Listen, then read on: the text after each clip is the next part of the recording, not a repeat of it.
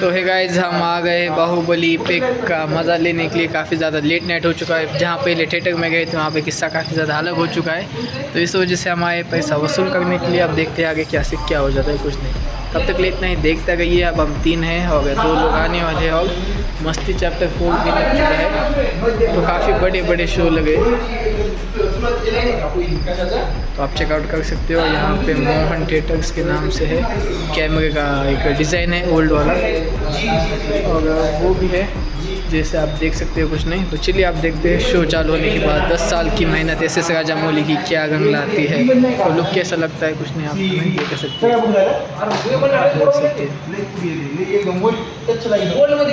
तो आप देख सकते हो जितना आ सकता है उतना। अब यहाँ पे टिकट का चालू है।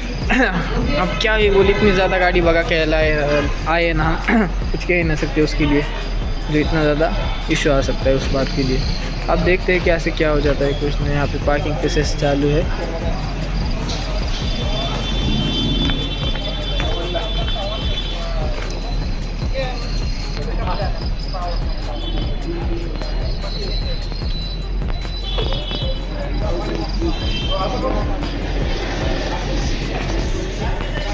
तो चलो, दोनों भाई आ चुके हैं अपने, काफ़ी मज़ा आ चुका है। अब हमें हैप्पी बर्थडे गाइस, यो यो।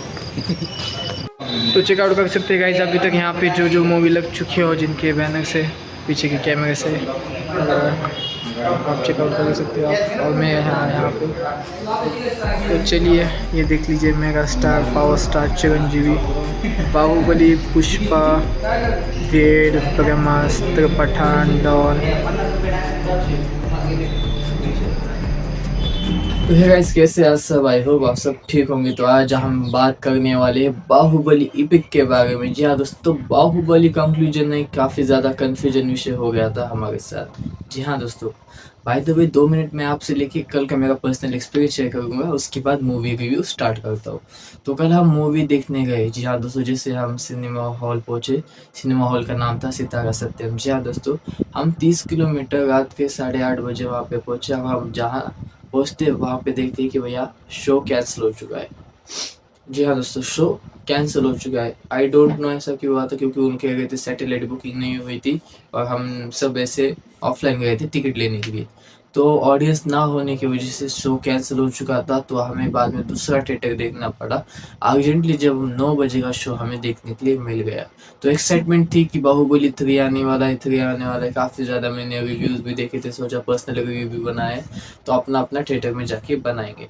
तो भैया हम वहाँ पे पहुँचे, तो वहाँ पे फाइनली हमें टिकट मिल गया था। टिकट मिलने के बाद आगे क्या क्या होता है, हमने मूवी कैसे देखे अब चालू करता हूँ। पर इस आधे घंटे में हमने भैया जो गाड़ी भगाई थी वो काफ़ी ज़्यादा प्रॉब्लम वाली थी, और इतना ज़्यादा परेशानी निकली हम, अब उसके बारे में हम बिल्कुल सोच भी नहीं सकते।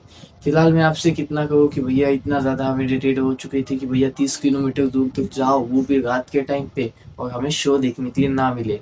तो ऐसे दिक्कत थी भैया इस थिएटरों पे, जहाँ पे हमें इतना ज़्यादा गुस्सा आ रहा। तो वहाँ पे हम कहते हैं कि भैया हमसे कुछ 50-100 रुपये ज़्यादा ले लो, हम 5 बंदे हैं तो हमें मूवी देखनी है, तो आप चालू कर सकते हैं क्या?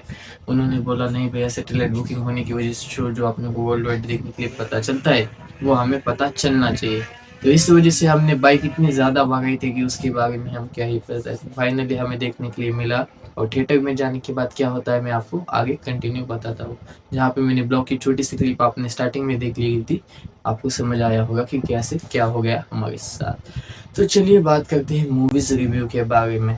बात करें बाहुबली इपिक, भैया इपिक नहीं, ये कंक्लूजन और कन्फ्यूजन है। जी हाँ दोस्तों, जहाँ पे मूवी स्टार्ट हो जाती है तो हमें स्टार्टिंग के सीन्स हमें देखने के लिए मिल जाते हैं कि जी हाँ दोस्तों, देवसेना और हमारी रानी क्या से क्या छोटे बच्चों को लेके, यानी अमरिंदर बाहुबली के बेटे महेंद्र बाहुबली को लेके आती है। और जहाँ पे हम देखते हैं कि भैया अमरिंदर बाहुबली नहीं है, महेंद्र बाहुबली है, आपसे आपके राजा है। वहाँ पे कहानी काफ़ी ज़्यादा चेंज हो जाती है, क्योंकि कहानी चेंज होने के लिए ऐसी कोई चीज़ ही नहीं है। क्योंकि भैया जो पार्ट 1 की कहानी वो आपने को 1.5 घंटा देखने के लिए मिल जाती है, बाद में और 2.5 घंटे के लिए उन्होंने क्या कर दिया, पार्ट 2 की कहानी लगा दी थी। तो स्टार्टिंग में सीक्वल जैसे बाहुबली पार्ट 1 में होता है, वैसे ही मूवी चालू हो जाती है। और हमें ऐसी बात थी कि जहाँ पे भैया लोगों को देखने के लिए नहीं मिली पार्ट 1 पार्ट 2, वहाँ पे दोनों का कॉम्बिनेशन उन्होंने कर दिया था। कॉम्बिनेशन इतना लाजवाब था कि उसके बारे में क्या ही बताएं। जैसे मूवी चालू होती है, नए नए कैरेक्टर्स जो हमारे थे पहले की ओल्ड वाले, वो सभी मुझे नए लगने लगे थे, क्योंकि भैया उनको ऑन स्क्रीन प्ले करते का देखने का मज़ा काफ़ी ज़्यादा औसम था। बात करें भल्लाल देवा की, बात करें भैया तमन्ना भाटिया की, बात करें अनुष्का शेट्टी की, बात करें प्रभास की, या बात करें हमारी कटप्पा जी की, उनको देखने के बाद ऑन द स्क्रीन वो हमें कहीं पे भी बोर नहीं लगी। ऐसा बिल्कुल भी नहीं लगा कि भैया 10 साल होने के बाद भी ये मूवी देखने के लिए जाना चाहिए, व्यर्थ है, पैसे तो बर्बाद नहीं हो जाएंगे, वैसा बिल्कुल भी नहीं लगा। क्योंकि भैया नहीं लगने का, क्योंकि एस.एस. राजामौली ने इतना ज़्यादा बढ़िया काम किया था। मैंने सोचा था चलो बाहुबली 3 आने वाली है, जहाँ उन्होंने लास्ट में एक हिंट दी थी, मैं उसके बाद में सेकंड लास्ट टॉपिक में आपको बताऊंगा कि वो आने वाली, तो इस हिसाब से देखने के लिए चला गया। तो भैया हम चर्चा कर रहे थे कि भैया 4 घंटे की मूवी होने वाली, तो इतना क्या दिखाया होगा। अंदर जाने के बाद देखते हैं हम, तो भैया दोनों पार्ट को मिला के एक पार्ट बनाया है और वही हमें दिखाया है। तो हमारा काफ़ी बड़ा पोपट कट चुका था बाय द वे। मुझे लगा ही था अभी लॉन्च होने वाली है, क्योंकि इस मूवी की इतनी ज़्यादा हाइप नहीं बनी थी मार्केट के अंदर जितनी ज़्यादा बननी चाहिए। ऑब्वियसली प्रभास की मूवी थी, जितनी ज़्यादा बननी चाहिए उतनी नहीं बनी थी। तो अब हम यही सोच के गए आगे मूवी एंजॉय करने के लिए गए, चले गए। तो मूवी के कुछ सीन जो उन्होंने फास्ट फॉरवर्ड के रख दिए थे, थैंकफुली, वरना मूवी 5 घंटे की बन जाती, 5 घंटे ज़्यादा भी बन जाती, 20 या 15 मिनट के आसपास। तो जब जब मूवी आगे बढ़ती है, तब तब भैया जैसे कैरेक्टर का इंट्रोडक्शन हो जाता है, हमारी मेमोरीज, हमारी यादें ताज़ा हो जाती है। एस.एस. राजामौली का काम और उनकी सीन्स की तितली सामने आ जाती है। जी हाँ दोस्तों, जहाँ पे उसके बिहाइंड सीन्स हो या जहाँ पे उन्होंने वीएफएक्स इस्तेमाल किया, बस देखते में हमें काफ़ी ज़्यादा हंसी आई। उस टाइम पे नहीं, पास्ट टाइम पे हंसी आई। और जहाँ पे उनकी जो डिटेलिंग है, जो उन्होंने बारीकी से काम किया है ना, उसका कोई भी तोड़ नहीं है। जी हाँ दोस्तों, एस.एस. राजामौली का काम लाखों में एक होता है। यूं ही नहीं, वो इतने बड़े बड़े प्रोजेक्ट अपने हाथों में लेते हैं। जी हाँ दोस्तों, ये देखते देखते मुझे SSMB 29 की भी याद आ गई थी, जहाँ एस.एस. राजामौली की सबसे बड़ी मूवी होने वाली, इंडिया की सबसे बड़ा मूवी होने वाली है। जी हाँ दोस्तों, सबसे बड़े स्टार के साथ भी, जो साउथ के हैं, महेश बाबू, उनकी 29 मूवी होने वाली है। इस वजह से एस.एस. राजामौली का डबल एस एंड 29 महेश बाबू की मूवी होनी है। SSMB, एम यानी महेश बाबू। जी हाँ दोस्तों, MB महेश बाबू शॉर्ट फॉर्म में। SSMB 29 का हमें देखने के लिए मिल जाता है लुक। तो इसकी याद मुझे आ गई थी ऑन द थिएटर की, भैया वो कैसे हो सकती है। अगर 10 साल पहले ये आ सकती है, तो आने वाले टाइम पे वो मूवी कैसे हो सकती है, जस्ट इमेजिन। और आप भी इमेजिन करो कि भैया इतने बड़े बड़े कैरेक्टर है, अगर इन्हें बताने की कोशिश की जाए तो कैसे बता सकते हैं। बाद में जैसे कहानी चेंज हो जाती है, वो हमें देखने के लिए मिल जाता है, ये कहानी 2 योद्धा की है ही नहीं, ये कहानी थी 2 स्त्रियों के बारे में, जिन्होंने अपने संघर्ष की गाथा हमें समझाई थी। जी हाँ दोस्तों, ये कहानी थी किसकी किसकी किसकी किसकी, वो है या नहीं दो, क्योंकि भैया 3 कैरेक्टर थी मूवी में, अनुष्का शेट्टी, तमन्ना भाटिया एंड हमारी शिवगामी देवी। जी हाँ दोस्तों, तो इनके मूवी की कहानी इनके हमें बताने की कोशिश की गई थी कि असल में ये जो कहानी थी, वो ना तो बाहुबली की थी, ना ही भल्लाल देवा की। ये कहानी थी भैया हमारी राजमाता शिवगामी, जी हाँ दोस्तों, और देवसेना की, कि उन्होंने अपना बलिदान देते हुए अपने राज्य को कैसे स्थापन किया। जी हाँ दोस्तों, कहानी में जब हमें ये देखने के लिए मिल जाता है, तब हमें कुछ ना कुछ समझ में आता है कि भैया कुछ ना कुछ डिफरेंट काम होने वाला है। एडिटिंग उन्होंने काफ़ी ज़्यादा अच्छी की वाली है। और इस मूवी को बाद में IMAX कैमरे के ऊपर रिप्रेजेंट करने के लिए थिएटर में जो उसकी क्वालिटी वो टॉप नॉच आ गई थी। इतनी ज़्यादा क्वालिटी आ गई थी कि भैया थिएटर की स्क्रीन भी उसे सपोर्ट नहीं कर पा रही थी। नॉर्मल PVR की स्क्रीन होनी चाहिए थी, तब जाके बेटर हो जाता है। और 3D एनिमेशन में उतना ज़्यादा वो जूमिंग इफेक्ट इतने ज़्यादा हमें पसंद आ गए थे, ऐसा लग रहा था कि ऑन द स्पॉट ही उसका काम चालू है। जी हाँ दोस्तों, ऑन द स्पॉट काम चालू है, मुझे ऐसा लग रहा था। और उसके बीच में ऐड आ गए, ऐड आने के बाद हम सोच रहे थे कि भैया खाने पीने का क्या काम किया जाए। उतने में 5 मिनट में मूवी चालू हो गई। काफ़ी ज़्यादा लेट नाइट हो चुका था, तो हमें कुछ भी खाने के लिए नहीं मिला। फिर हमने ऑन द वर्ड खा ली। तो मूवी देखते देखते मुझे ये बात समझ में आई कि भैया एस.एस. राजामौली का काम इतना ज़्यादा क्लास से हो गया, इतने इस वजह से वो हमसे मिलने के लिए हैदराबाद में आए थे, पर हम हैदराबाद नहीं जा पाए। जी हाँ दोस्तों, उन्होंने पर्सनली ऑडियंस से मीट करना सोचा हैदराबाद में फर्स्ट डे फर्स्ट शो के लिए। तो एस.एस. राजामौली आए थे, तो मैंने दिशा मैम का वीडियो देख लिया था। मैंने सोचा थैंक गुड लिया, अपने सामने से देख लिया। मैं होता तो उनको बोलता सर छोटा सा रोल हो तो दे दीजिए मुझे भी, कब तक मैं ऐसी मूवी से रिव्यू बनाऊँ, खुद की भी मूवी बनानी है मुझे। तो मजाक से हटके एक बारे में बात की जाए या मूवी को रेटिंग दी जाए तो आपको क्या कहना चाहिए? तो मूवी को रेटिंग देने के लिए मैं बोलूँगा 10/10 में उसको बेसिक दे सकता हूँ, पर भैया पर्सनल एक्सपीरियंस की वजह से 10/8 देना चाहूँगा। जी हाँ दोस्तों, 8 स्टार मिलते हैं हमारे बाहुबली एपिक के बारे में, क्योंकि भैया ये कन्फ्यूजन काफ़ी ज़्यादा बड़ा था। एपिक का तो पता नहीं, कन्फ्यूजन से ज़्यादा कन्फ्यूजन मुझे हो गया था। ऑन द स्क्रीन अब हम देखने आए तो भैया जो डायलॉग्स है, जो उसका बीजीएम है, आप जाके समझ में आया था। उसका बीजीएम भी जब थिएटर में बजता है तो भैया कांतारा केजीएफ जैसी वाइब छोड़ जाता है। जी हाँ दोस्तों, काफ़ी ज़्यादा लिटरली मैं खुश हो गया था जो स्किल्स से। वो आप भी देख सकते हैं ऑन द स्क्रीन। जो मैंने सॉरी वीडियो तो नहीं निकाली, कुछ जितनी मैंने फोटोज निकाली मैं कैमरे की वजह से आपको दिखा दूंगा। थोड़ी क्वालिटी कम आ जाएगी पर आप ऑन द स्क्रीन देख ही सकते हो, सामने है तो आपको कैसे लग जाते हैं, कुछ नहीं। तो मुझे लगता है कि भैया एस राजामौली ने जो काम बनाया है और जो 10 साल हो चुके हैं भैया, 2015 से लेकर 2025 में आने के बाद अब उन्होंने बोला है कि भैया थैंक गॉड ली, मैं प्रभास के साथ मूवी करना चाहूँगा। 10 साल के बाद वो प्रभास के साथ फिर से काम करने वाले। और इन 10 सालों में प्रभास की एक भी मूवी इतनी बड़ी हिट नहीं हुई है। जी हाँ दोस्तों, मूवी काफ़ी ज़्यादा आई। साहो आई, सलार आई। जी हाँ दोस्तों, साहो वाली, सलार आई, अब राजा साहब आने वाली, स्पिरिट आने वाली है, उसके बाद फौजी भी आने वाली है। उनकी 4 से 5 मूवी है। कल्कि आई, कल्कि के बाद भी कल्कि पार्ट 2 आने वाला है, जो काफ़ी ज़्यादा बड़ी फिल्म थी। पर भैया जो छाप जो उन्होंने छोड़ी थी बाहुबली से, वो अभी तक कोई डायरेक्टर को निकाल नहीं पाया है बाहुबली के रोल से।